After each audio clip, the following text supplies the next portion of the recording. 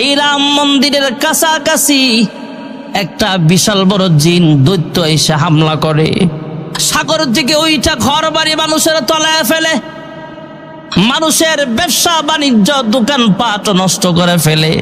আরব দেশের একটা জাহাজ আরব সাগরে ভাসতে ভাসতে আস্তে আস্তে যখন বঙ্গোপসাগরে আসে, মালদ্বীপের কাছাকাছি যখন আসে, সাগরের মাঝখানে উতাল পাতাল ঢেউ আরম্ভ হয়ে যায়। জাহাজটা এক সময় পানির নিচে ডুবে যায়।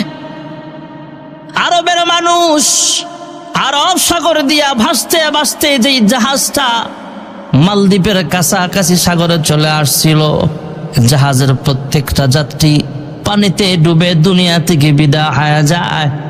রাখে আল্লাহ, মারেকে হায়াতের মালিক আল্লাহ।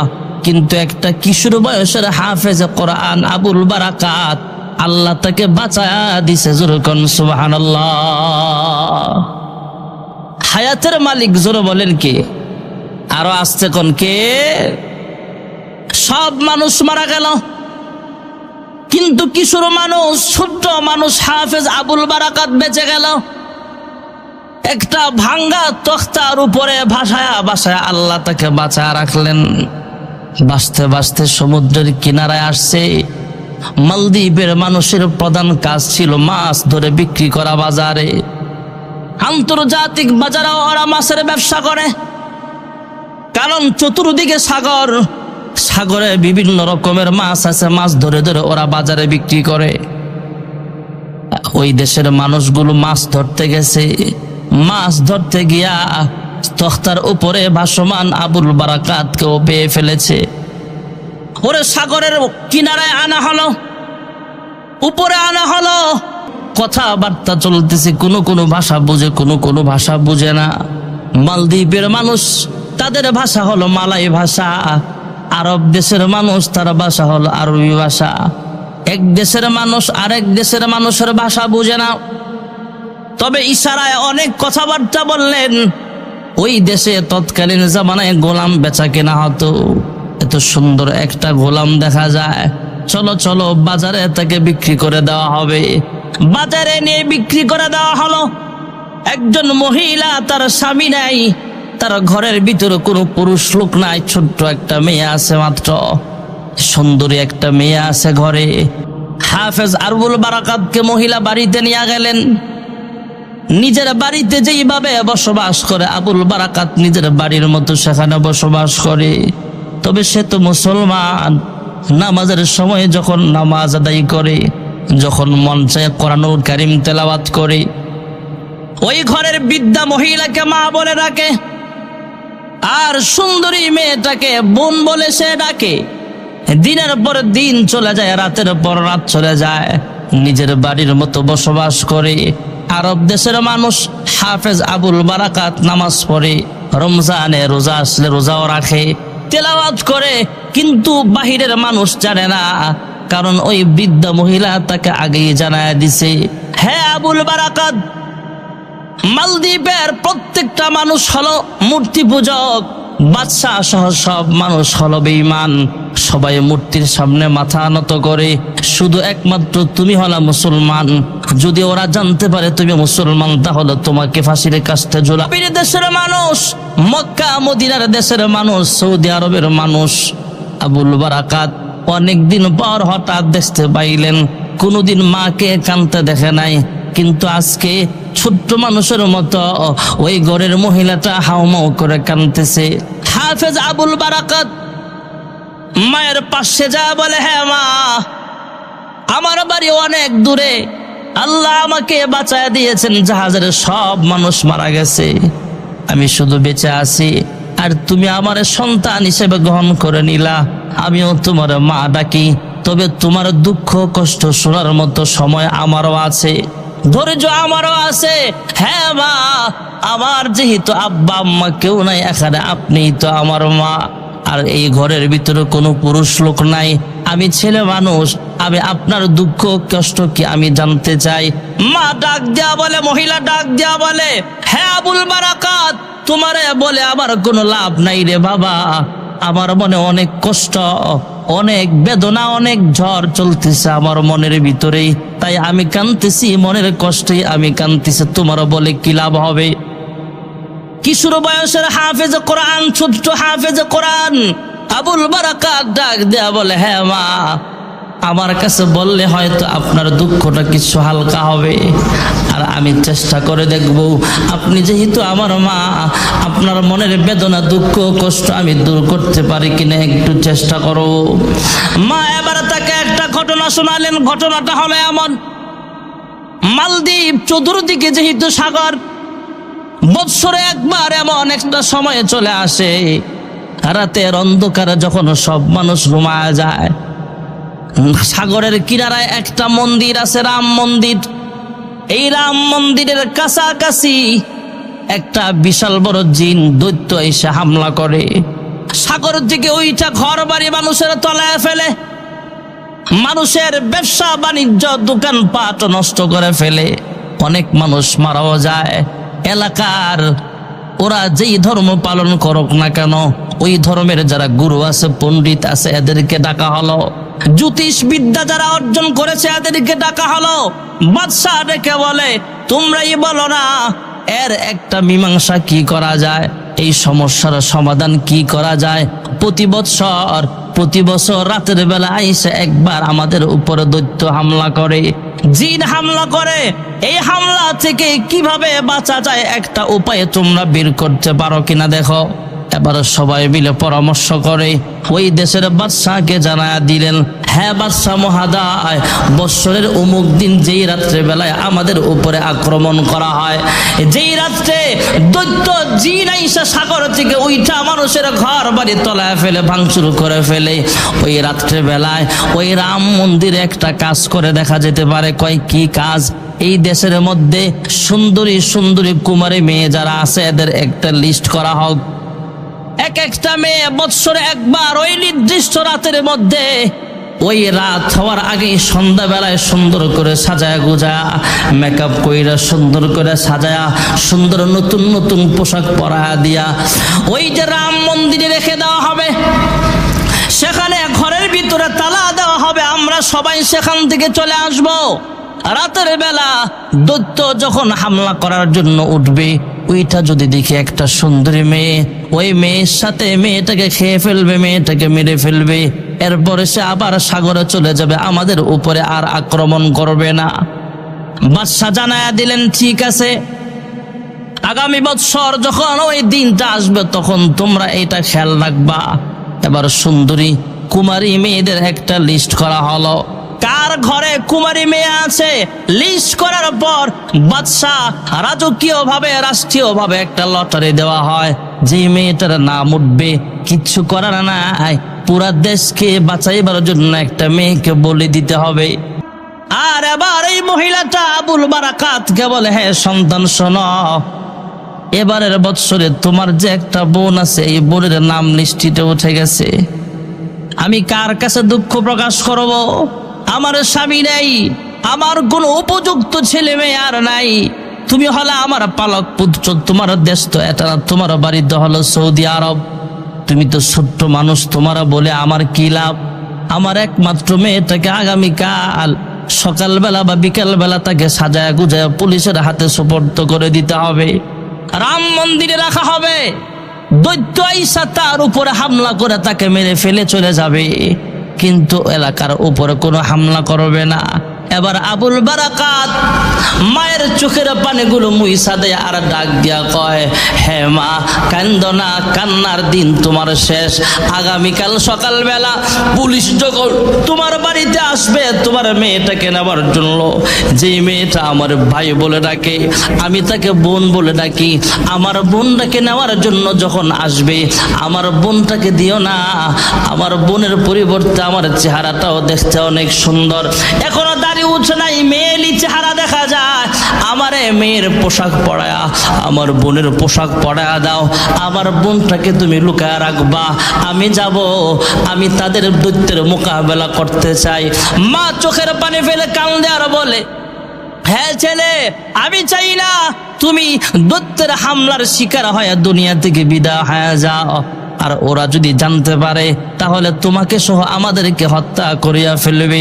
হাফেজ আবুল বারাকাত মায়ের চোখের পানি মুইসা দিয়া বলে, হ্যাঁ মা, কান্দো না, কান্নার কোনো কারণ নাই। দৈত্যের মোকাবেলা করার যে কোনো বিপদের সম্মুখীন হলে ওই বিপদের মোকাবেলা করার মতো কোরআনী পাওয়ার আমার ভিতরে আল্লাহ দিয়েছে। যেরকম সুবহানাল্লাহ। পরের দিন পুলিশ যখন আসছে, দরওয়াজার বাহির থেকে আওয়াজ দিছে, হ্যাঁ ঘরে কে আছো, মেয়েটাকে সাজায় গুজায় বের করে দাও।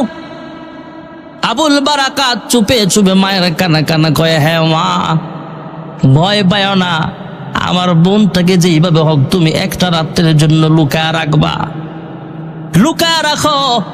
আর বোনের পোশাক গুলো আমাকে সুন্দর করে পোশাক পরায় সাজায় দাও।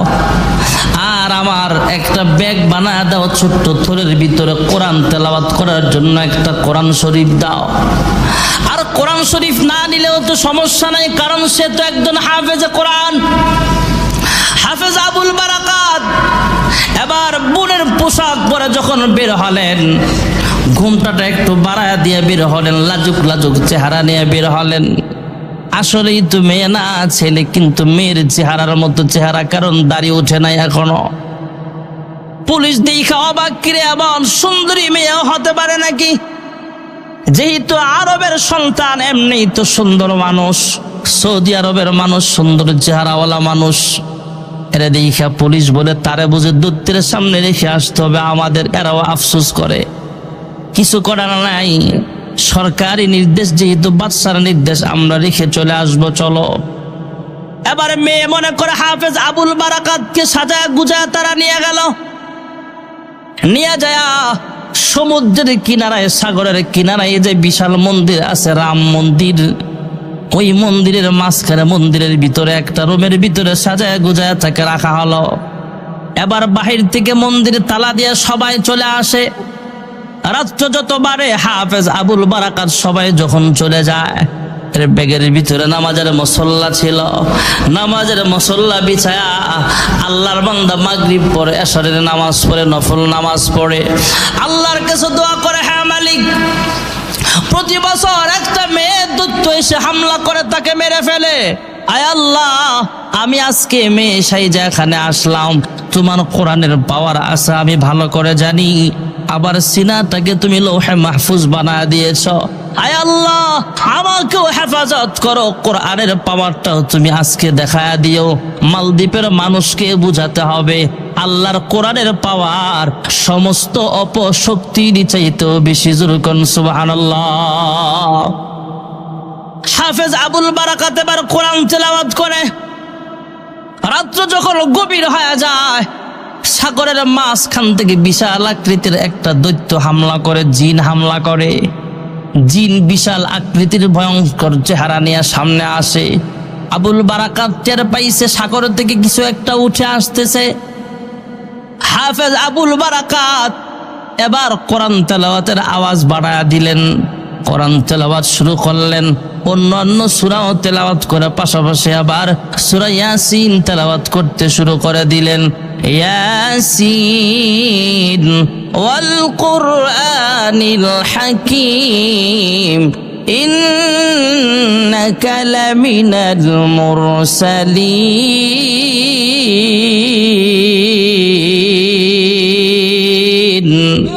হাফেজ কোরআন তেলাওয়াত করে, আবুল বারাকাত সূরা ইয়াসিন তেলাওয়াত করে। দৈত্য আবার হামলা করতে যায়, আবার পিছায় যায়।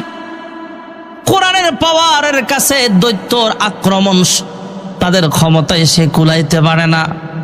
কোরআনের ক্ষমতা বেশি, কোরআনের ক্ষমতা বেশি। কোরআনের আওয়াজের কাছে শয়তান জিনটার সামনে আসতে পারে না। আবার আসতে চায়, আবার পিছনে যায়। এমন করে করে আল্লাহর বান্দা হাফেজ আবুল বারাকাত তেলাওয়াত করতেছে। হঠাৎ করে জিনটা কোরআন তেলাওয়াতের আওয়াজের ফাঁকে উঠতে চায়, আবার নামতে চায়, আবার উঠতে চায়, আবার নিচে নামে। এমন করে করে ওই দৈত্যটাকে আল্লাহ দুনিয়া থেকে বিদায় করে দিয়েছে। যেরকম সুবহানাল্লাহ। ওই শয়তান জিনটা ধ্বংস হয়ে গেল, হাফেজ আবুল বারাকাত বেঁচে গেল।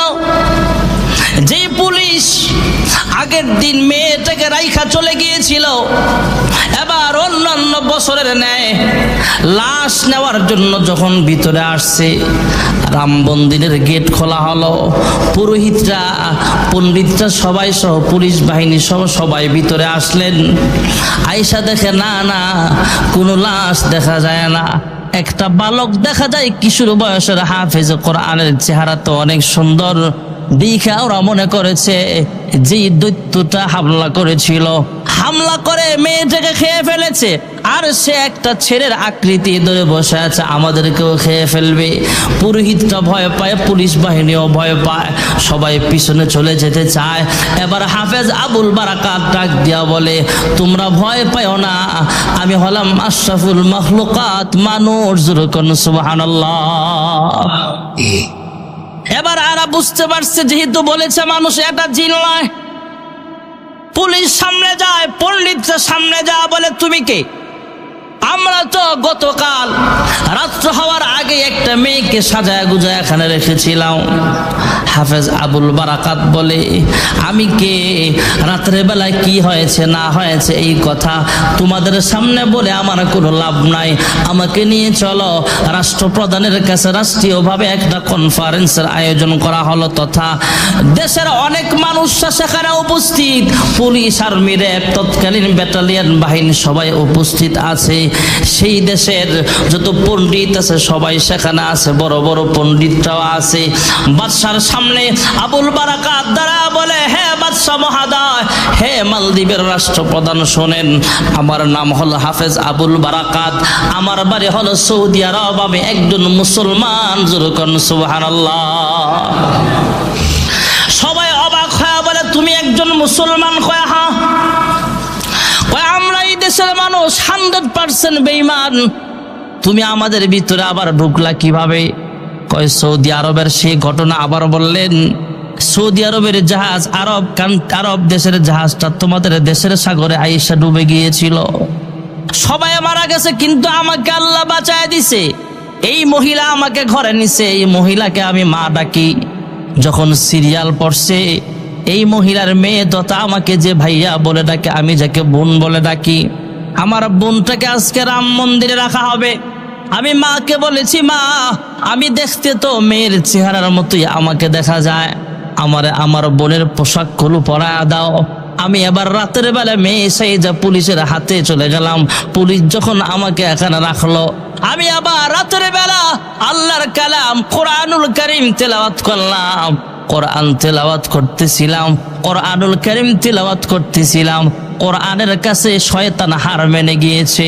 ওই দৈত্যের হামলা থেকে আমাকেও আল্লাহ বাঁচাইছে, তোমাদের দেশটাকেও আল্লাহ হেফাজত করেছে। যেরকম সুবহানাল্লাহ। ভাইরা আমার, বন্ধুরা আমার, এবার রাষ্ট্রনায়ক ডাক দেয়া বলে, হ্যাঁ হাফেজ আবুল বারাকাত, তোমার কথা আমরা বিশ্বাস করলাম, কারণ আজকে রাত্রে আমাদের উপরে হামলা হওয়ার কথা ছিল, আমাদের উপরে হামলা হয় নাই। তবে তোমার কাছে আর একটা ওয়াদা আমি করতে চাই, একটা বছর তোমাকে নিয়ে আমরা এই দেশে থাকবো, তুমিও থাকবা, তুমি তোমার দেশে যাইবা না। তোমার খাবার দাবার যা ব্যবস্থা করার আমরা রাষ্ট্রীয়ভাবে করব। তবে আগামী বছর এই রাত্রে যদি আবার তুমি দৈত্যের মোকাবেলা করে বিজয়ী হতে পারো, আমি কমিটমেন্ট করলাম, ওয়াদা করলাম, আমি রাষ্ট্রপ্রধান সহ আমার দেশের প্রত্যেকটা নাগরিক কালেমা পড়ে মুসলমান হয়ে যাব। আরেকটা বছর কাটালেন হাফেজ আবুল বারাকাত মালদ্বীপে। 1 বছর পর আবার যখন ওই রাষ্ট্রটা চলে আসলো, হাফেজ আবুল বারাকাতকে সেই রাম মন্দিরে রাখা হলো, সবাই চলে আসছে। রাতের বেলা আর দৈত্য আসবো কোত্থেকে? দৈত্য তো কোরআনের পাওয়ারে মারাই গেছে। ভাইয়েরা আমার, সকালবেলা সবাই পুলিশ সেখানে গেল, এলাকার মানুষ সবাই রাম মন্দিরের সামনে হাজির। রাম মন্দিরের গেট খোলা হলো, তাকায় দেখে না না, হাফেজ আবুল বারাকাত মারা যায় নাই, আল্লাহর কোরআন বিজয় লাভ করেছে। যেরকম সুবহানাল্লাহ। হযরত মূসা পয়গম্বর আলাইহিস সালাতু ওয়াস সালাম রাস্তা দিয়া যায়, পাহাড়ের গিরিপথ দিয়া যখন সামনে আগায়, হঠাৎ করে দেখতে পাইলেন আল্লাহর এক বান্দা নামাজরত অবস্থায় আল্লাহর ইবাদত করতেছি। আমরা তো নামাজে তাড়াহুড়া করি। মুসা পয়গম্বর দেখলেন লোকটা লম্বা টাইম নিয়া নামাজে সময় কাটায়, কি ব্যাপার এই লোকটা কোত্থেকে আবার আসলো? মুসা নবী ওই নামাজি বান্দার চতুর্পাশে তাকায় দেখে জান্নাতি খাবারের প্যাকেট চতুর্দিকে ছড়ায় ছিটায় আছে। সুবহানাল্লাহ, জোরে কান। आशिकों का क्या मजा है माशूकों से पूछियो, शाख गुल में क्या मजा है बुलबुली से पूछियो। আল্লাহর বান্দা রুকুতে যায়, লম্বা সময় রুকুতে কাটায়। আল্লাহর বান্দা সেজদায় যায়, লম্বা সময় সেজদায় কাটায়। অনেকক্ষণ পরে আল্লাহর বান্দা যখন সালাম ফিরাইছে, মুসা নবী অপেক্ষা করতে করতে বিরক্ত হয়ে গেছে। কারণ মুসা নবী তো তার জন্য পাহাড়ে আসে নাই, সে দাঁড়ায় দাঁড়ায় নামাজ পড়তেছে, নামাজ দেরি করতেছে, এই জন্য মুসা নবী অপেক্ষা করছে। আল্লাহর বান্দা যখন নামাজের সালাম ফিরালেন, মুসা পয়গম্বর লোকটাকে জিজ্ঞেস করে, হে ভাই তুমি কে, তোমার পরিচয় কি, তোমার বাড়ি কোথায়, তুমি কি মানুষ নাকি জিন নাকি আসমানের রহমতের ফেরেশতা, তোমাকে তো চিনলাম না। আল্লাহর বান্দা মুসা নবীরে কোনোদিন চিনে নাই, মুসা নবীরে কোনোদিন দেখেও নাই। আল্লাহর নামাজি বান্দা ডাক দেয়া কয়, হ্যাঁ পথিক মুসাফির, আমাকে নামাজ পড়তে দেখেছেন, আমি কোনো জিন নয় ফেরেশতাও নয়, আমি হলাম আল্লাহর গোলাম, মুসা নবীর একজন উম্মত। জোরে কোন সুবহানাল্লাহ। কয় এই যে খাবার চতুর্দিকে কি ব্যাপার? কয় আমি 24টা ঘন্টা আল্লাহর ইবাদত করি, আর সময়ে সময়ে আল্লাহ জান্নাত থেকে আমার জন্য খাওয়ান পাঠায়। আরো জোরে কর না সুবহানাল্লাহ। মুসা পয়গম্বর সাজদায় পড়ে কান্দে, আল্লাহ, হে পরওয়ারদিগার আলম, আমার উম্মতের মধ্যে এমন বড় আবেদ আছে, এটা জানার পর আমার মনটা বড় খুশি লাগতেছে। আবার এমন দামি উম্মত তুমি আল্লাহ বানাইছ, এই জন্য তোমার কাছে আমি শুকরিয়া জানাই। আল্লাহ ডাক দিয়া কয়, হ্যাঁ মুসা, তোমার উম্মত তো 60 থেকে 70 বছর পর্যন্ত আমার পায়ে সাজদা দেয়। লোকটারে মুসা নবী জিজ্ঞেস করছিল, তুমি কয় বছর ধরে ইবাদত করো? কয় আমি 60 থেকে 70 বছর পর্যন্ত এইভাবে আল্লাহর ইবাদত করি, আর আল্লাহ জান্নাত থেকে আমার জন্য খাবার পরিবেশন করে। জোরে কোন সুবহানাল্লাহ। আল্লাহ ডাক দেয়া কয়, হ্যাঁ মুসা, তোমার উম্মত 60 বছর পর্যন্ত ইবাদত করেছে, এই জন্য তুমি আশ্চর্য? কয় হ্যাঁ। কয় আমি আল্লাহ শেষ পয়গম্বর পাঠাবো, যার নাম হলো মুহাম্মদুর রাসূলুল্লাহ সাল্লাল্লাহু আলাইহি ওয়াসাল্লাম। মুহাম্মদ মুস্তাফা জানে খুদা কো, খুদা জানে মুহাম্মদ মুস্তাফা কো। আমি আল্লাহ আমার হাবিবকে সর্বশেষ পয়গম্বর বানায় পাঠাও।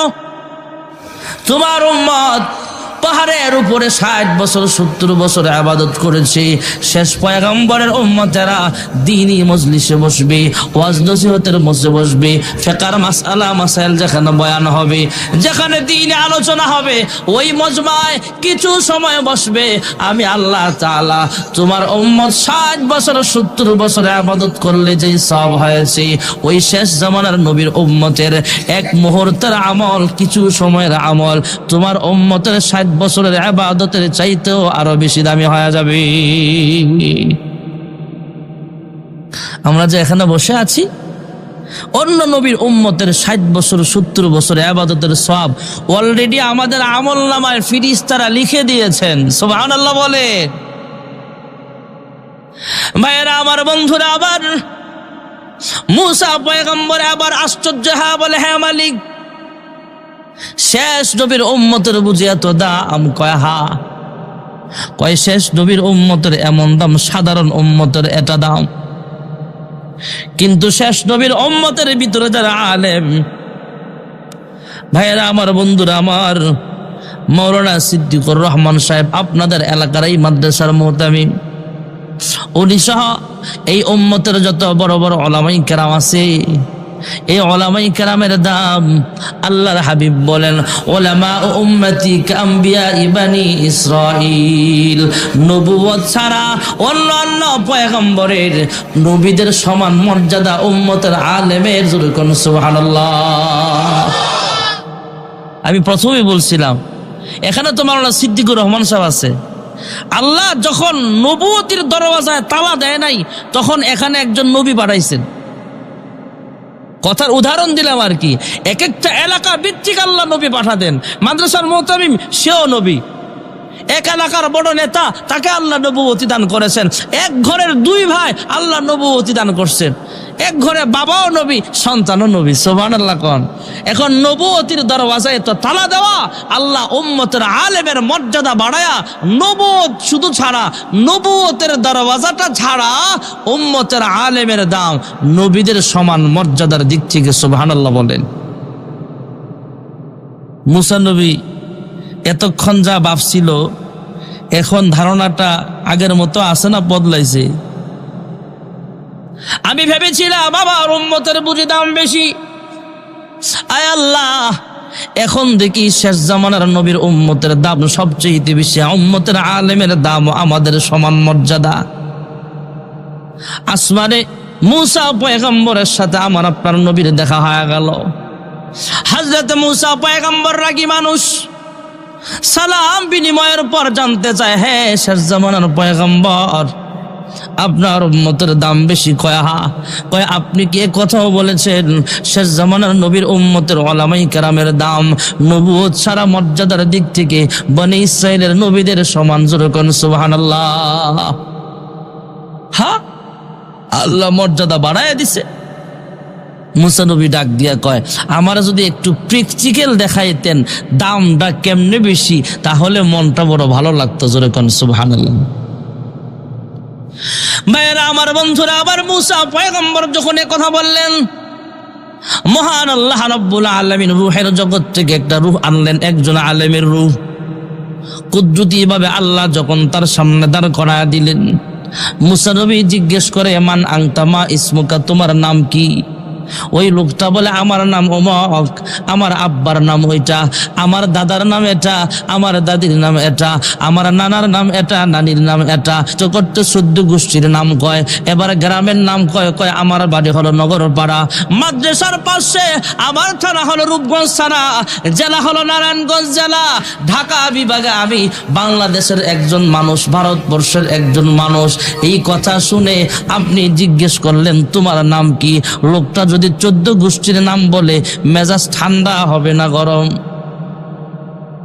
আপনি জিজ্ঞেসেন হোয়াট ইজ ইউর নেম? আমি যদি কই আমার নাম মুজাম্মিল, আমার আব্বার নাম আব্দুল আলিম, দাদার নাম আব্দুল মজিদ, আমার বাড়ি তেবাগিয়া, আমার ইউনিয়ন চান্দের চর, আমার ইউনিয়ন আসাদপুর, আমার ডাকঘর ঘড়িয়ার চর, আমার থানা হোমনা, জেলা কুমিল্লা, আমি চট্টগ্রাম বিভাগের মানুষ, দেশটা আমার সোনার বাংলাদেশ, এমনি যদি জিজ্ঞেসেন আমার নাম, আমি যদি ডিটেলস সব বলা শুরু করি মেজাজ ঠান্ডা হইব না গরম? আপনারা জিজ্ঞালাম আপনার নাম, আপনি তো 14 গোষ্ঠীর নাম কম, তা আমাদের চাইতে মুসা নবীর মেজাজ কি ঠান্ডা না আর গরম? মুসা নবী ডাক দেয়া বলে এই মিয়া, শেষ নবীর উম্মতের আলেম ঠিক আছেন বুঝলাম, কিন্তু আপনাকে জিজ্ঞেস করলাম আপনার নাম, বাপের নাম জিগাই নাই, কিন্তু আপনার নাম বলার পরে লম্বা সময় কথা বললেন, বাবার নাম অমুক, দাদার নাম অমুক, এইভাবে বলতে বলতে 14 গোষ্ঠীর নাম বললেন। এত সময় নিলেন কেন? উম্মতের আলেম ডাক দিয়া কয় হ্যাঁ মুসা পয়গম্বর, আল্লাহ যখন তুর পাহাড়ে আপনার সাথে কথা বলছিল আপনাকে জিজ্ঞেস করেছিল ওয়ামা তিলকা বিয়ামিনিকা ইয়া মুসা, قال هي عصاي أتوكل عليها وأحش بها على غنمي ولي فيها مآرب أخرى। আল্লাহ জিজ্ঞেস করেছেন হে মুসা তোমার ডান হাতে কি? আপনি যদি বলতেন হে আল্লাহ আমার সাথে আছে একটা লাঠি, এতটুকু বললেই তো শেষ। কিন্তু আপনাকে যখন আল্লাহ জিজ্ঞেস করেছেন ওয়ামা তিলকা বিয়ামিনিকা ইয়া মূসা, আপনি বলেছেন আল্লাহ এটা আমার একটা লাঠি, এই লাঠিতে আমি ট্যাক লাগায়া দাঁড়াই, বকরিরে পাতা পেড়ে খাওয়াই আর অন্যান্য কাজকর্ম করি। এই লাঠি যখন সামনে অন্ধকারের রাত্রে এইভাবে ধরতো তাহলে গাড়ির হেডলাইটের মতো আলো জ্বলতো। জোরে কোন সুবহানাল্লাহ। অন্য অন্য কাজ বলতে মুসা পয়গম্বর যখন বকরি চড়াইতেন মাঠে, পয়গম্বর গাছের ছায়ার নিচে আরাম করে সন্ধ্যা গনায় আসলেই এই বকরির পাল নিয়ে আবার বাড়িতে আসতে হবে। বকরি তো ছড়ায় ছিটায় আছে, মুসা পয়গম্বরের মর্যাদার লাঠিটা যায়া যায়া মাথা একটু বাঁকা ছিল, এই বাঁকা মাথাটায় বকরির ঘাড়ে ধইরা ধইরা মুসা নবীর সামনে হাজির করতে। জোরে কোন সুবহানাল্লাহ। উম্মতের আলেম ডাক দিয়া বলে, হ্যাঁ মুসা পয়গম্বর, আপনাকে জিজ্ঞেস করেছেন আল্লাহ তাআলা ওয়ামা তিলকা বিয়ামিনিকা ইয়া মূসা, এ মূসা তোমার ডান হাতে কি? আপনি লম্বা কথা বাড়ায় বাড়ায় কেন বললেন? মূসা নবী ডাক দিয়া কয়, হ্যাঁ শেষ জামানার নবীর উম্মতের আলেম, হ্যাঁ শেষ পয়গম্বরের উম্মতের আলেম, শোনো, আমি যখন আশেক যখন মাসুককে পায়, আমি যখন আল্লাহর সামনে কথা বলার সুযোগ পেয়েছিলাম, তখন আশেক মাসুক যখন কথা হয় কথাটা একটু লম্বায় হয়, যাতে সময়টা টাইমটা লস না হয়, টাইমটা যেন কাজে লাগে। লম্বা সময় মালিকের সাথে কথাবার্তা বলার জন্য লম্বা কথা বাড়ায় বাড়ায় বলেছিলাম। আমি যেহেতু আল্লাহর সাথে কথা বলার চান্স পাইছি তাই লম্বা কথা বাড়ায় বাড়ায় বলেছি। যে আলেম মুসা নবীর সাথে তর্ক হয়েছিল, কথা হয়েছিল, ইনি আর কেউ নয়, উনি হলেন ইমাম গাজ্জালী রহমাতুল্লাহ আলাইহি। সুবহানাল্লাহ। ইমাম গাজ্জালী ডাক দিয়া কয়, হে মুসা পয়গম্বর, আপনি যেমন মালিকের সাথে কথা বলার সময় লম্বা কথা বাড়ায় বাড়ায় বলেছিলেন, আমিও যখন শেষ জামানার নবীর উম্মতের একজন আদনা আলেম হওয়া সত্ত্বেও আমি মুসা নবীর সাথে কথা বলার সুযোগ পাইছি, তখন আমি কথা একটু লম্বা বাড়ায় বাড়ায় বলেছি। জোরে কোন সুবহানাল্লাহ। উলামা ও উম্মতি কাম্বিয়া ইবানি ইসরাইল। তাহলে এই কথার দ্বারা কি বুঝলেন? শেষ নবীর উম্মতের দাম কম নাকি বেশি? আমরা উলামায়ে কেরাম কষ্ট করতে হয়, নবীরা যেমন কষ্ট করেছেন। কোন কোন নবীকে মানুষ মারতে মারতে পাহাড়ের সাইডে ফেলায় রাখছে। হযরতে নূহ পয়গম্বর আলাইহিস সালাতু ওয়াস সালামকে পিড়ায় হাত পাও ভাঙ্গা পাহাড়ের গুহায় ফেলায় রাখছে। জিবরাইল আমিনের আগমন, আয়েশা হাতগুলো সোজা কইরা দেয়, যেখানে কেটে গেছে সেখানে মলম লাগায়া দেয়, আর ডাক দিয়া কয়, এ নূহ পয়গম্বর, আপনি যে আল্লাহর পথে মানুষকে দাওয়াত দেন, অনেক কষ্ট হয়েছে বুঝি। নূহ আলাইহিস সালাম শরীর আস্তে আস্তে সুস্থ বানায় দিচ্ছি, এই ফাঁকে নূহ নবী ডাক দিয়া কয়, হ্যাঁ জিবরাইল, আগামীকাল আমার কাজ কি বলো? আগামীকাল আমার ডিউটি কি? জিবরাইল আমিন ডাক দিয়া কয়, হ্যাঁ নূহ পয়গম্বর, আগামীকাল আপনার কাজ হলো আজকে যেই কাজের জন্য মাইর খাইছেন, সুবহানাল্লাহ, আজকে যেই কাজ ছিল সেই কাজটাই আগামীকাল ৯৫০ বছর পর্যন্ত দাওয়াত দিছে। যেরকম সুবহানাল্লাহ। আমরা তো একজন আরেকজনকে দাওয়াত দিতে যাই বিরক্ত হই। নিজে নামাজ পড়ে, ভাই নামাজ পড়ে না, ভাইরা দাওয়াত দেয়, এই মিয়া আপনি যান নামাজ পড়েন, একদিন ধমক দিছে আর ভুলেও দাওয়াত দেয় না। এটা উম্মতের কাজ না। আপনাকে ধমক দিবে, আপনাকে মারবে, আপনার উপরে জেল জুলুম আসবে, মামলা আসবে, তারপরও আল্লাহর পথে দাওয়াত দেওয়া থেকে নিজেকে বিরত রাখা যাবে? আমরা তো নিজে জান বাঁচায় চলি। মুসলমান, আন্তর্জাতিকভাবে চক্রান্তের শিকার হক্কানি উলামায়ে কেরাম। আমরা তো সাধারণ মুসল্লিরা বলতেছি, যাক মার খাইলে খাক, জেল খাইলে খাক হুজুররা, হুজুররা জেল খাড়ক, হুজুররা মামলা খাক, আমরা তো জান বাঁচায় চলি। এই মার এই জুলুম কিন্তু উলামায়ে কেরামদের উপরেই নয়, আমাদের উপরেও আসতে বেশি সময় লাগে না। এই জন্য মুসলমান সবাই দাওয়াতের কাছে আগায় যেতে হবে। এই মাদ্রাসাটা অনেক পুরাতন, শুধু বছরে 2 দিন মাহফিল করলেই হবে না। মহল্লাবাসী আলেমদের নেতৃত্বে নিজেরা বেড়াগিরি দেখাই লইব না, মুতামিম সাহেব সহ মাদ্রাসার শিক্ষকদের সাথে পরামর্শ করে কিভাবে মাদ্রাসাটা আরো আগানো যায়, কিভাবে লেখাপড়ার মান বাড়ানো যায়। হুজুর, আমাদের কমিটির ভুল কি আছে, কোন ভুলের কারণে মাদ্রাসাটা আগাইতেছে না, সব পর্যবেক্ষণ করে সামনে আগান। এটা হলো দিনের কাজ। যেখানে একটা দ্বীনি আদারা হবে, দ্বীনি মারকাজ হবে, যেখানে কোরআন সুন্নাহর তেলাওয়াত হবে, কোরআন পড়ানো হবে, হাদিস শিখানো হবে, ওই মাদ্রাসার তালেবুল ইলম যখন রাস্তা দিয়া যায় তখন ওই এলাকার আশপাশের কবরস্থানের কবরের আযাব আল্লাহ 40 দিনের জন্য বন্ধ করে দেয়। তাহলে একটা ছাত্রের দাম আছে না নাই? কোরআনের একটা ছাত্রের দাম যদি এমন, আলেমের দাম কেমন? আজকের যিনি প্রধান মেহমান সানাউল্লাহ নুরি সাহেব, আলহাজ মাওলানা সানাউল্লাহ নুরি সাহেব দামাত বারাকাতুল আলিয়া, উনি সোনারগাঁয়ের মানুষ। হুজুরের মাদ্রাসায় প্রোগ্রাম হয় 5 দিন নাকি 6 দিন ব্যাপী, চরমনের রেজাউল করিম সব আসেন। ওখানেও আমি কয়েক বছর গেছি, মাহফিল করেছি। এর পাশের এলাকা হলো বারোদি, বারোদির পাশে পরমেশ্বরদী। আমি পরমেশ্বরদী মাদ্রাসায় বুখারী শরীফ পড়েছি মুফতি হাতেম সাহেবের কাছে। তো হুজুর মাঝে মাঝে দর্শে বলতেন, একজন হাফিজ কোরআন হাসরের মাঠে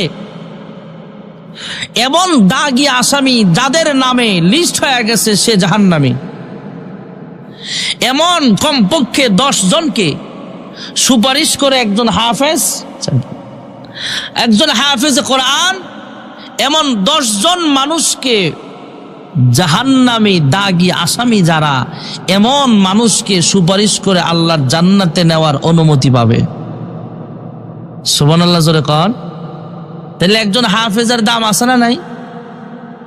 আমার শায়েখ বলতেন যে একজন হাফেজ যদি 10 জনের সুপারিশ করে নেয়, আলেমের কথা সেখানে বলা হয় নাই। আলেমের মান হলো এমন, আলেম অসংখ্য অগণিত মানুষকে জাহান্নাম থেকে সুপারিশ করে জান্নাতে নেওয়ার অনুমতি আছে। সুবহানাল্লাহ। আমি শুনে খুশি হলাম আপনাদের এই এলাকায় অনেকগুলো হাফেজ আছে, অনেক ছাত্র আছে, মাদ্রাসায় পড়তেছে। আপনাদের এই মাদ্রাসাটাও একদিন বড় হবে, মসজিদটাও বড়, অনেক সুন্দর জায়গা। আপনারা আরো পরামর্শ করে আরো সামনে আগান। এলাকায় আলেম ওলামা আছে, মুহতামিম সাহেব আছে, এদের পরামর্শ নিয়ে চলেন, আরো আগাবেন ইনশাআল্লাহ। যেটা বলা আমার উদ্দেশ্য, এই উম্মতের দাম অনেক বেশি, কারণ এই উম্মত এমন একজন নবী পাইছি আমরা, যেই নবীর দামই তো সবচেয়ে বেশি। যেই নবীর উম্মতের দাম বেশি, সেই নবীর কাছে আল্লাহ তাআলা এমন একটা কিতাব দিয়েছেন যেই কিতাবের দামও সবচেয়ে দামি কিতাব। সুবহানাল্লাহ জোরে বলেন। আমার আপনার নবী বিশ্ব নবী রাহমাতুল লিল আলামিন মানুষের ময়দানে কালেমার দাওয়াত দেয়।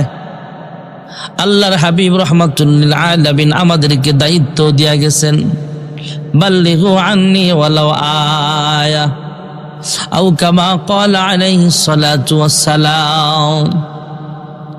উলামায়ে কেরামের নেতৃত্বে আমরা দাওয়াতের মিশন চালাবো। আজ থেকে অনেক দিন আগের একটা ঘটনা শোনায় আপনাদেরকে। বিশ্বের মানচিত্র বর্তমান গুগলে যদি আপনি একটা নাম লেখেন তাহলে একটা রাষ্ট্র পাবেন, ছোট্ট একটা রাষ্ট্র। আফ্রিকার জঙ্গলের ভিতরে একটা ছোট্ট রাষ্ট্র আছে যার নাম হলো চাঁদ। এই চাঁদ রাষ্ট্রটা আপনি গুগলে পাবেন। এক সময় তো ম্যাপ ছিল না, এমন মোবাইলে ম্যাপের ব্যবস্থা ছিল না। এই চাঁদ রাষ্ট্রের মধ্যে আমাদের বাংলাদেশ, পাকিস্তান আর ভারতের কয়েকজন সাথী দাওয়াত ও তাবলীগের কাজে গেছে। সুবহানাল্লাহ। ওখানে গেলেন, ওখানে যায় দেখে একজন মানুষের পরনে কাপড় নাই। এই মানুষগুলো নিজেরাও জানে না ওরা যে মানুষ। আমরা যে মানুষ, যদিও নামাজ পড়ি না, আমরা জানি কি জানি না। আমরা যদিও নামাজ পড়ি না, রোজা রাখি না, হালাল হারাম বাচ্চা চলি না, কিন্তু আমরা জানি আমরা যে একজন ইমানদার, আমরা যে মুসলমান, ঠিক না বেঠি? আর মানুষ হইছ বেহুশ দুনিয়ার পিছে, কি জবাব দিবি রে তুই আল্লাহর কাছে, হায় কি জবাব দিবি রে তুই আল্লাহর কাছে। হালাল হারাম না মানিয়া কত টাকা করছো কামাই, এত টাকা রাখবা কোথায়, কাফনের তো পকেট নাই, ঠিক না বে ঠিক? তোর পিছে মহা বিপদের সংকেত আছে, কি জবাব দিবি রে তুই আল্লাহর কাছে, ঠিক না বে ঠিক? ওই চাঁদ রাষ্ট্রের মানুষগুলো জানেও না এরা যা মানুষ, নিজেদের ভিতরে একটু অনুভূতি নাই। বন মানুষ আর বানর যেইভাবে চলাফেরা করে, জঙ্গলের মাখলুকাত যেমন ভাবে চলাফেরা করে, চেঁচামেচি করে, এই মানুষগুলো সেইভাবে চলাফেরা করত। জঙ্গলের বানরের যেমন পরনের মধ্যে পেট নাই, শাঁট নাই, লুঙ্গি নাই, পাঞ্জাবি নাই, পায়জামা নাই, এদেরও পাঞ্জাবি পাগড়ি নাই। জঙ্গলের বানর আর হিংস্র মাখলুকাতের যেমন প্যান্ট শার্ট নাই, এদেরও নাই। এই মানুষগুলো নিজেরাও জানে না এরা যে মানুষ। অন্যান্য মাখলুকাত যেমন বস্ত্রহীন অবস্থায় চলে, তাদেরও বস্ত্র নাই, কাপড় নাই পরনে। আইপিবি তথা ইন্ডিয়া, বাংলাদেশ আর পাকিস্তানের কয়েকজন সাথী সেখানে গেলেন। চাঁদ রাষ্ট্রের মানুষগুলো কোন ভাষায় কথা বলে এটা এরা বুঝে না।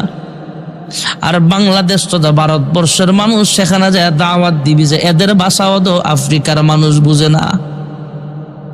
চাঁদ রাষ্ট্রের মানুষগুলো এক গাছ থেকে আরেক গাছে যায়, বানর যেমনে জুইলা জুইলা যায়, সেখানে এখান থেকে আরেক জায়গায় যায়।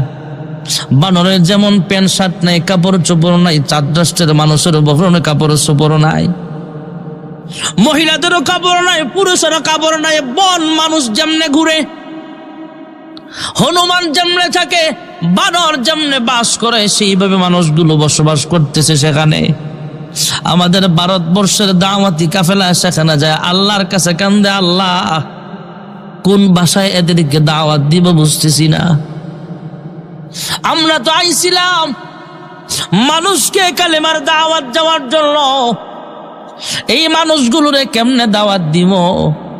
এই মানুষগুলো যে মানুষ এটাই তো এরা বুঝে না। এরা বানরের মতো ঘোরাফেরা করে, কি করা যায়? হঠাৎ করে কয়েকজন আল্লাহর প্রতি মুতাওয়াজ্জো হয়ে ডাক দিয়া বলে, চলেন আমরা দাওয়াতের মিশন শুরু করি। আর একজন বলে, কেমনে দাওয়াত দিবেন?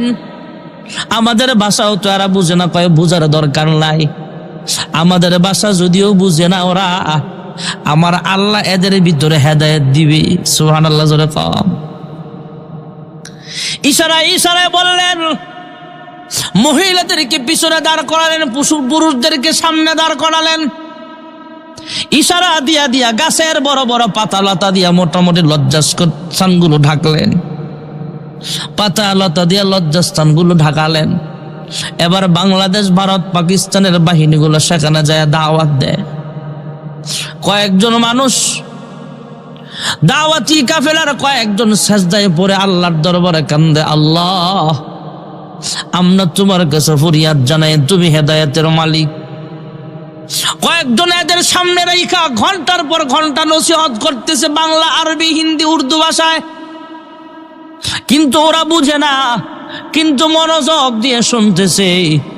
আর কয়েকজন সাথী ভাই ওরা সেজদায় পড়ে আল্লাহর কাছে দোয়া করে, আয় আল্লাহ তুমি হলা মানুষের মালিক, অন্তরের মালিক তুমি আল্লাহ। হে পরওয়ারদিগার আলম, হে মালিক, আমরা আমাদের বাসায় দাওয়াত দিতেছি, তুমি আল্লাহ ওনাদেরকে হেদায়েত দান করো। এই মানুষগুলো কালিমার দাওয়াত দিচ্ছে বাংলাদেশ থেকে যায়, পাকিস্তান থেকে যায়, ইন্ডিয়া তথা ভারতবর্ষ থেকে ওখানে যায় দাওয়াত দেয়। ওই মানুষগুলো কিচ্ছু বুঝে না, এরা যে মানুষ এটাই জানে না। ঘন্টার পর ঘন্টা দাওয়াত দেয়, আল্লাহর পথে মানুষকে দাওয়াত দিয়েছি। ওই দাওয়াতের ভাষাটা যদিও ওরা বুঝে না, আল্লাহ তাদের অন্তরে হেদায়েত ঢাইলা দিছে। সঙ্গে সঙ্গে হাজার হাজার চাঁদ রাষ্ট্রের মানুষ কালেমা পড়ে মুসলমান হয়ে গেছে। এত কষ্ট করে আগের উলামায়ে কেরাম দাওয়াত দিত, আমরা তো মাশাআল্লাহ আমাদের যুগে কি সুন্দর মাইক, কি সুন্দর বক্স, কি সুন্দর লাইটিং হয়। আমরা ছোট্ট সময় কিছু মাহফিলে যাইতাম, এত এত বড় স্টেজ তো নাই, স্টেজে ছিল না। আমি নিজেও আমার জীবনের শুরুতে যখন বয়ান শুরু করি তখন দেখতাম ওই যে পড়ার টেবিল আছে না, ঘরে চেয়ার টেবিল নিয়ে যে পড়ে, একটা টেবিল দিত আর একটা চেয়ার দিত, আর শ্রোতারা খের বিছায় বইত। এই মাইক বলতাম যে 2-3টা মাইক লইব, ফ্যান্ডেলে একটা লাগাইতো, গাছের ডালে 2-4টা লাগাইতো। এত আপডেট ছিল না যুগটা। এক সময় তো মাইকও ছিল না, তারপরেও মানুষ কালিমার দাওয়াত দিয়েছে। আল্লাহর হাবিব রাহমাতুল্লিল আলামিন ও সাহাবায়ে কেরামদেরকে বলেছেন তোমরাও দাওয়াত দাও। সাহাবায়ে কেরাম মানুষের ময়দানে কালিমার দাওয়াত দিয়েছেন, বাল্লিগু আন্নি ওয়ালাউ আয়া। সাহাবায়ে কেরাম দ্বীনের দাওয়াত দিতে যায় দান মুবারক শহীদ হয়েছে, মাথাও গেছে, হাতও গেছে, পাও গেছে। অনেক সাহাবী শুধু দাওয়াত, শুধু আল্লাহর পথে ডাকার নাম নয়, পিঠের মধ্যে হাত বুলায় বুলায় শুধু ঢাকলাম ভাই আসেন, শুধু এটার নাম দাওয়াত নয়, এটাও দাওয়াতের অংশ। ইমাম সাহেব নামাজ পড়াচ্ছেন, এটাও দাওয়াত। মুয়াজ্জিন আযান দেয়, হাইয়া আলাস সালাহ, হাইয়া আলাল ফালাহ, এটাও দাওয়াতের কাজ। উলামায়ে কেরাম বয়ান করছেন, এটাও দাওয়াতের একটা কাজ। রাস্তা দিয়ে হাঁটছেন, দাড়ি আছে, পাগড়ি আছে, পাঞ্জাবি আছে, এই সুন্নতি পোশাক পরে হাঁটছেন, আপনার এই সুন্নতের লেবাসটা অন্যজন দেখতেছে, এটাও একটা দাওয়াত। হে মা, হে বোন, আপনি সুন্নতি বোরকা পরে রাস্তায় হাঁটতেছেন, যে মহিলারা প্যান্ট শার্ট পরে হাঁটে ওই মহিলারা আপনাকে দেখতেছে, এটাও একটা দাওয়াত। সুবহানাল্লাহ বলেন। আর জিহাদের ময়দানে যারা কতলে কিতাল করতেছে, জান নিয়ে খেলামেলা করতেছে, জান দিতেছে, এটাও তলোয়ারের মাধ্যমে দাওয়াত। সুবহানাল্লাহ কোন।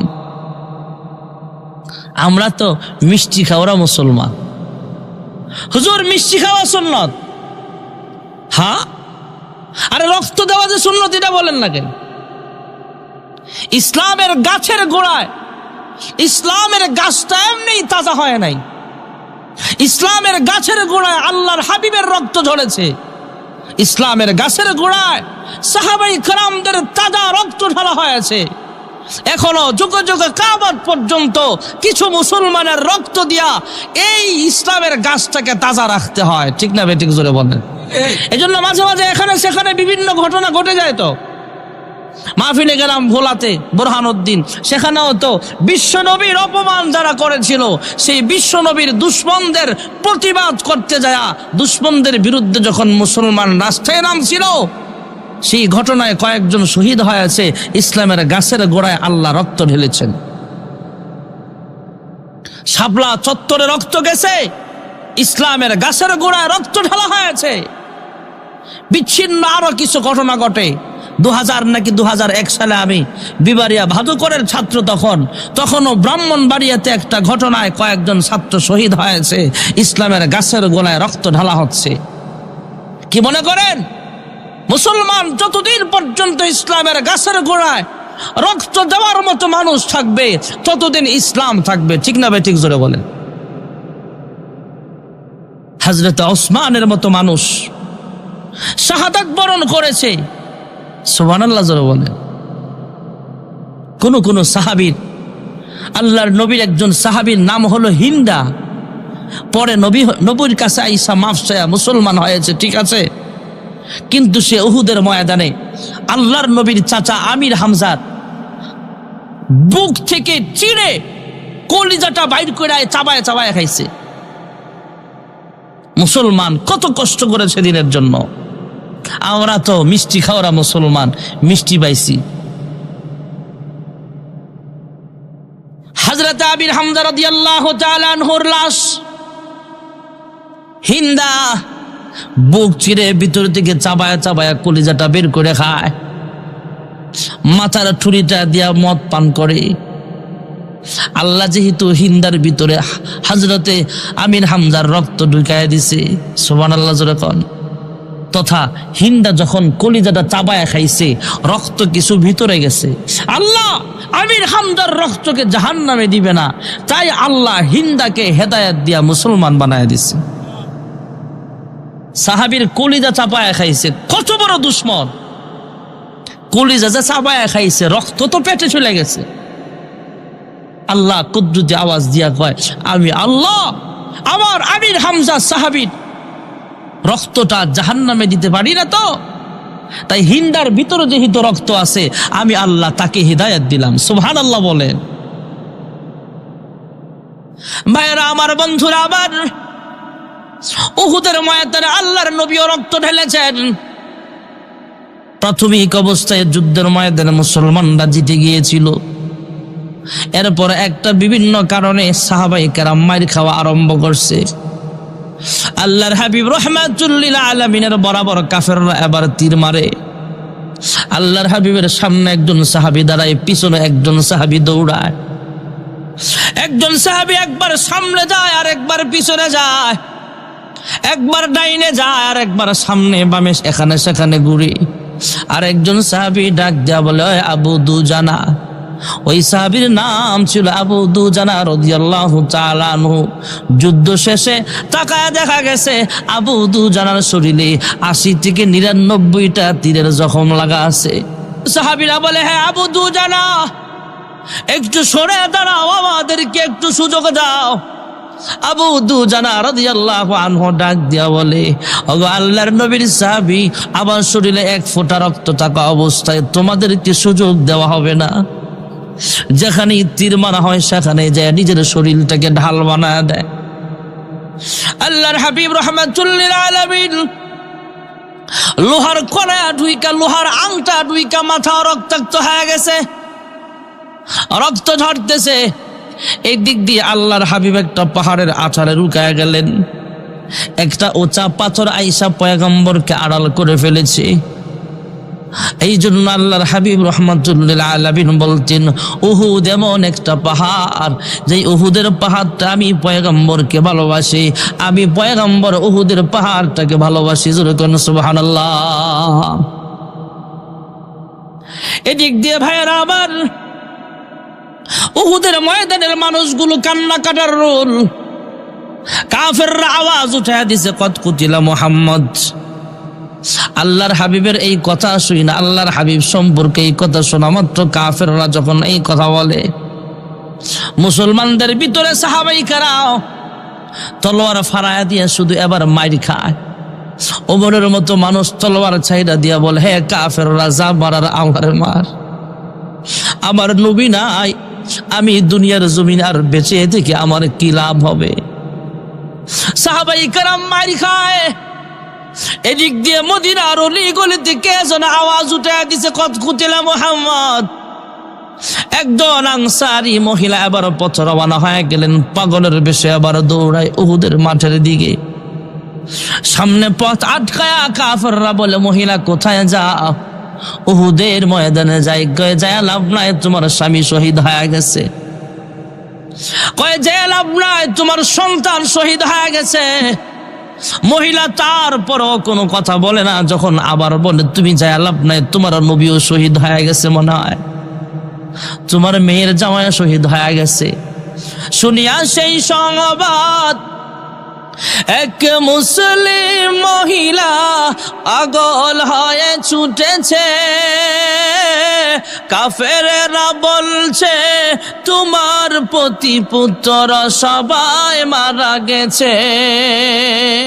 মহিলা বলছে, চাই না তা শুনতে, বলো কেমন আছে আমার দয়াল নবী। আমরা যে তার আদরের উম্মত, উম্মতের করলাম কি। মহিলা ডাক দেয়া বলে, আমার স্বামী শহীদ হয়েছে, আমার স্বামীর শাহাদাতের সংবাদ শোনার জন্য আমি আসি নাই। আমার সন্তান শহীদ হয়েছে, সেই সংবাদ শোনার জন্য আমি আসি নাই। আমার আগে খবর দাও আল্লাহর হাবিব রাহমাতুল লিল আলামিন এখনো জিন্দা আছে কিনা। নবী যদি জিন্দা থাকে নবীর নূরানি চেহারার দিকে তাকায়া আমার স্বামী হারানোর যন্ত্রণা, সন্তান হারানোর যন্ত্রণা সব কষ্ট মুহূর্তের মধ্যে ভুলে যাব। জোরে বলেন সুবহানাল্লাহ। সময় কম, সংক্ষিপ্ত আকারে বলছি ভাইয়েরা আমার। দ্বিতীয় পর্যায়ে মুসলমানরা যখন মাইর খায়, কয়েকজন সাহাবী আল্লাহর হাবিবকে খুঁজে পায়া ফেলছে। কানে কানে কয়, ইয়া রাসূলুল্লাহ, ইয়া হাবিবাল্লাহ, একটু আপনি দাঁড়ান। মুসলমানরা, কাফেররা যখন আওয়াজ উঠাইছে যে কত কুতিলা মুহাম্মদ, মুসলমানরা যুদ্ধের হাল ছেড়ে দিয়েছে। মুসলমানরা তাদের জ্ঞান হারায় ফেলেছে, মাথা কাজ করতেছে না। মুসলমানরা কেউ পাহাড়ের উপরে, কেউ পাহাড়ের চিপায়, কেউ এখানে সেখানে শুধু মাইর খাচ্ছে। আপনি যে জিন্দা আছেন এই খবরটা মুসলমানদেরকে জানাতে হবে। আল্লাহর হাবিব বলে, হ্যাঁ সাহাবী, আমি তো দাঁড়াতে পারছি না। আল্লাহর হাবিব সাহাবায়ে কেরামদের কাদের উপরে বর দিয়ে একটু উকি মেরে দাঁড়ালেন। দাঁড়ায় বলে, ও সাহাবায়ে কেরাম, যুদ্ধের হাল ছাইরা দিও না। আমি পয়গম্বর শহীদ হই নাই, আমি নবীজি এখনো তোমাদের মাঝে জিন্দা আছি। জোরে কোন সুবহানাল্লাহ। সাহাবায়ে কেরাম যে যেখানে ছিলেন, যে হালতে ছিলেন, আল্লাহ আওয়াজটা তাদের মাঝে পৌঁছায় দিয়েছেন। আওয়াজটা শোনা মাত্রই আবার ওরা সক্রিয় হয়ে দাঁড়ায়া ঈমানে বলে বলিয়ান হয়ে আবার যুদ্ধ শুরু করে দিয়েছে। মুসলমানদেরকে আল্লাহ বিজয় দান করেছে। সুবহানাল্লাহ। তা'মুরুনা বিল মারুফি ওয়া তানহাউনা আনিল মুনকারি ওয়া তু'মিনুনা বিল্লাহ। কুনতুম খায়রা উম্মাতিন উখরিজাত লিন-নাস। আমাদেরকে আল্লাহ তাআলা শেষ নবীর উম্মত বানাইছেন। আমাদের দায়িত্ব হলো আল্লাহর পথে মানুষকে দাওয়াত দেওয়া। আল্লাহর পথে দাওয়াত দিতে যায়া সৎ কাজের আদেশ, অসৎ কাজের নিষেধ করতে হবে।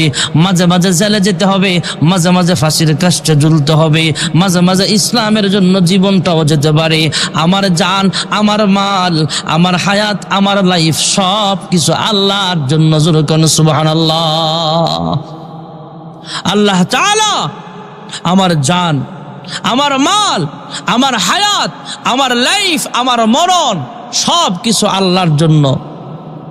ঠিক না ঠিক? জোরে বলে। আল্লাহ কিনে নিছে আমার জানটা। আল্লাহ জান কিনে নিছে।